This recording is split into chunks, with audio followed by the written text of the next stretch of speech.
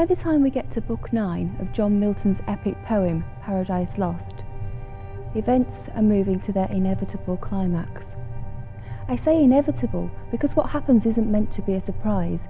The poem is a dramatic reimagining of the biblical tale of Adam and Eve and their fall from grace.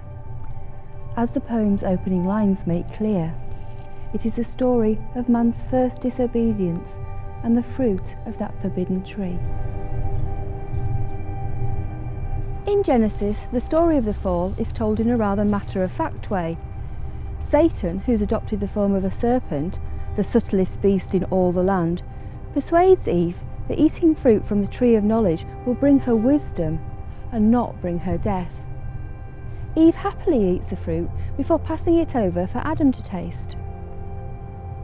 Milton's retelling of this story is the first time it had been unpacked in this way, and the intimate relationship between the first couple fleshed out. The anonymous fruit from the Bible becomes the devil's luscious, fair apples.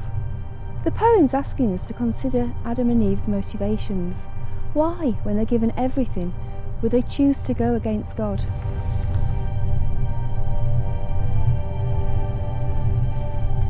Although published in 1667, when its author was nearly 60, work on the poem had begun many years earlier, interrupted by the social and political upheavals of the mid-17th century.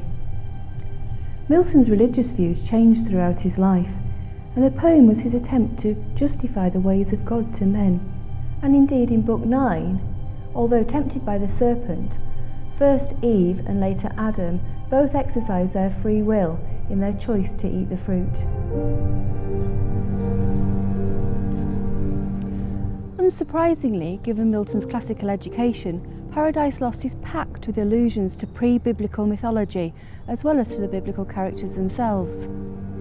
When Eve persuades Adam that they should split up to work more efficiently, the narrator describes how she lets go of Adam's guiding hand and disappears into the thicket like a wood nymph or dryad, deporting herself like Diana, goddess of the hunt, but a huntress with rudimentary gardening tools, not Diana's bow and arrow, a huntress who would soon be hunted by the devil himself.